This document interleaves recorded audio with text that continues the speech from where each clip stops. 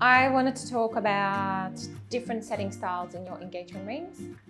Probably break them down in three main categories: bezel, claw, and double claw.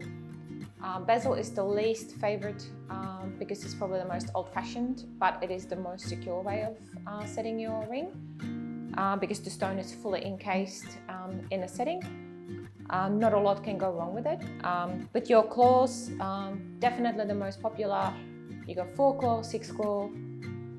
With your 6 claws, it's a little bit more secure than 4 because if you damage 1 claw, you still have 5 left.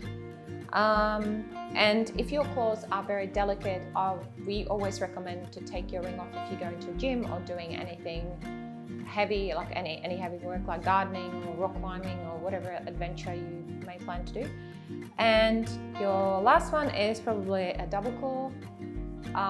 Again, you're taking 4 claws into 8, making them double, so 2 in each corner.